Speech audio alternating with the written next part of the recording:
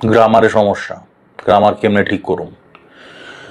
আজকে যে কথাগুলা কমু, এই কথাগুলা বলার পরেও, এগুলো শোনার পরেও যারা এই জিনিসটা ফলো করবা না, তাকে গ্রামার ঠিক হইব না। মোস্ট অফ দ্য টাইম তোমরা কি করো, গ্রামার শেখার লিগা বা যাও গ্রামার শেখার টুকটাক ইচ্ছা আছে, তারা যা কি করো, বিভিন্ন ইংলিশ ভাইয়া, আপু, স্যার, ম্যাডাম, হ্যানত্যান হাবিবি যারা যারাই আছে, এগো সবার কমেন্ট বক্সে যায় হান দাও, আর নাইলে এই ইনবক্সে যায় হান দাও, আমি শিখতে চাই, কি করতে পারি, হ্যানত্যান হাবি যাবি। বাট এরা যখন কোনো সাজেশন দেয়, তখনও ওটা তোমরা শুনো না। তো আজকে যেটা দিমু, এটা হইতেছে ইংলিশ গ্রামার ঠিক করার রোড ম্যাপ। এই রোড ম্যাপটা ফলো করলে গ্রামার কারো 100% অ্যাকিউরেট হয় না, ইভেন আমারও না। বাট হ্যাঁ, আমি যেই লেভেলের মিস্টেক করুম, ওই লেভেলের মিস্টেক তুমি ধরতে পারবা না।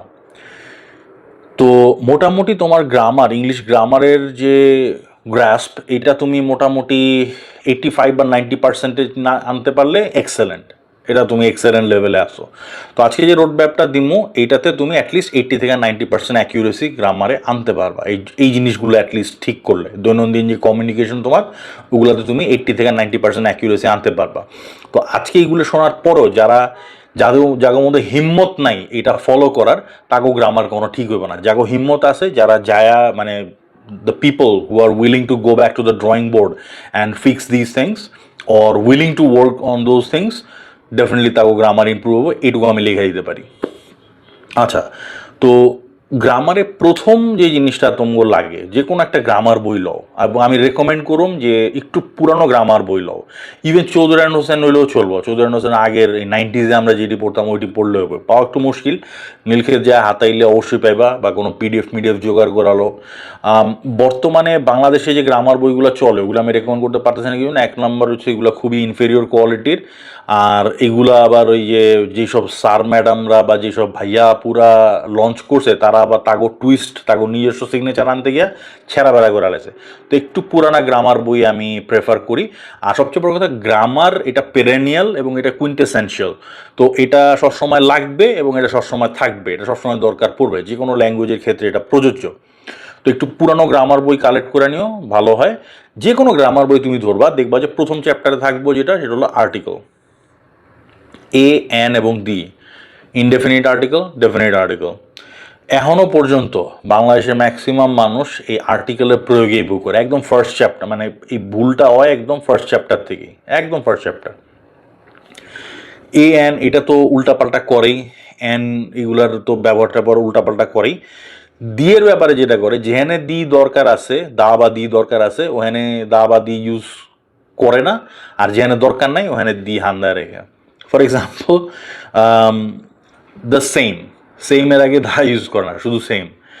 দি বেস্ট, সুপারলেটিভের আগে সবসময় দি বসবে, ইউজ করা হয় না। দি বেস্ট ইউজ করে না, কি করবো, কইব I am from the Chittagong, I am from the Noakhali, I am from the Barishal.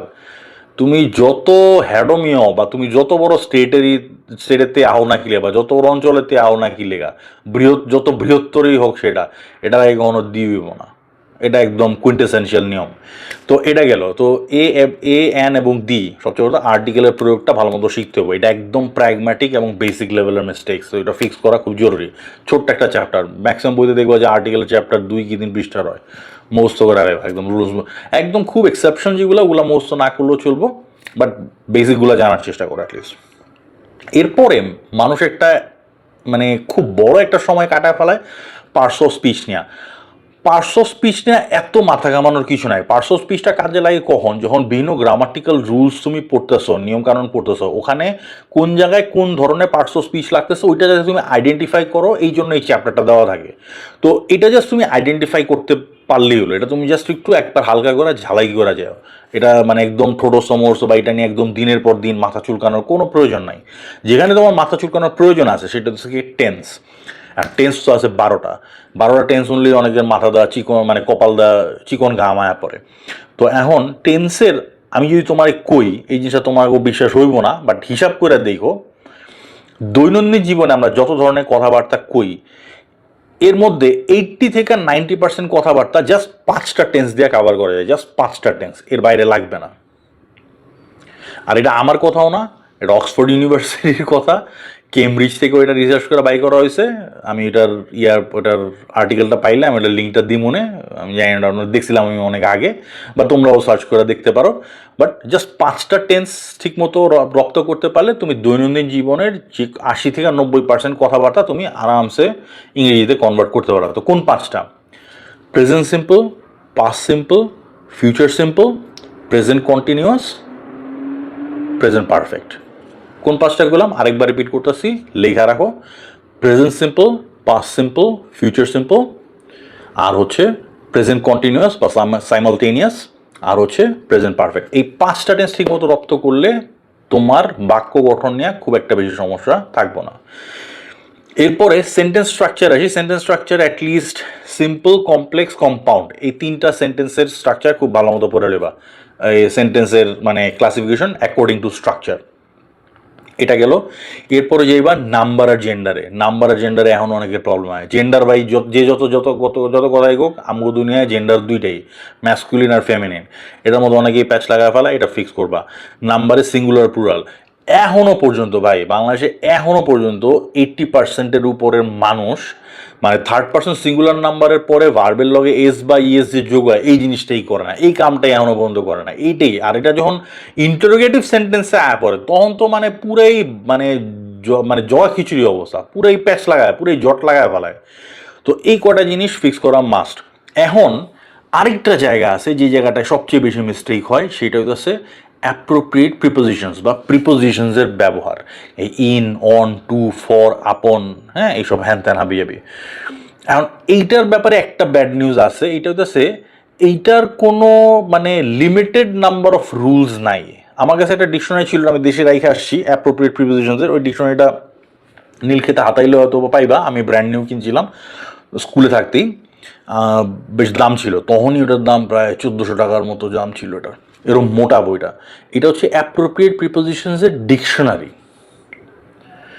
তো এত আছে, তারপর ওই বইটাতে বলা ছিল যে এটা সব না, এর বাইরেও আছে। তো অ্যাপ্রোপ্রিয়েট প্রিপোজিশনসের প্রতিটা ইউজ কেসই হতেছে এক একটা রুল। মানে এমন না যে তুমি জাস্ট 40টা বা 50টা রুল মুখস্থ করলেই তুমি সমস্ত অ্যাপ্রোপ্রিয়েট প্রিপোজিশনস বা প্রিপোজিশনের ব্যবহার শিখা ফেলাতে পারবা, এরকম কোনো কথা নাই। তো প্রতিটা ইউজ কেসই হইতেছে এক একটা রুল, এবং এরকম অনেক আছে, অলমোস্ট মানে সিমিংলি ইনফিনিট মনে হইব। তো এইটার ব্যাপারে যেটা হচ্ছে, তুমি যত ঘাটবা, এগুলো নিয়ে যত নাড়াচাড়া করবা, যত বেশি বেশি প্রিপোজিশনের ব্যবহার দেখবা, তত তুমি একটা সেন্স গ্রো করবা যে না ঠিক আছে এই জায়গায় এই জিনিসটা বসতে পারে। ওই সেন্সটা আস্তে আস্তে আসবে, গ্রামার সেন্স যেটারে বলে, ওই গ্রামাটিক্যাল সেন্সটা আস্তে আস্তে আসবে। ওটা that takes time. But at least এই যে প্রথম যে কয়টা জিনিস বললাম, এই কয়টা জিনিস ইমিডিয়েটলি ফিক্স করা দরকার। কী কী ফিক্স করা দরকার? আর্টিকেল, ওই যে 5টা টেন্সের কথা বলছি, 5টা টেন্স, সেন্টেন্স স্ট্রাকচার্স মানে সেন্টেন্সের classification according to structures, number, gender. At least এই কয়টা জিনিস অত্যন্ত দ্রুত ফিক্স করার দরকার। বাদ বাকিগুলো ওগুলি পরে, ওগুলা ইন্টারমিডিয়েট লেভেলে আসে। বাট একদম তোমার প্র্যাগম্যাটিক লেভেলে এই কয়টা চ্যাপ্টার তুমি যদি ফাঁকিবাজি করে যাও, বা এই কয়টা চ্যাপ্টার যদি ঠিকমতো রপ্ত না করো, তোমার ইংলিশের গ্রামারের বেসিক্স কখনো ঠিক হবে না। তো এই হলো গিয়া তোমার রোড ম্যাপের ফার্স্ট ফেজ।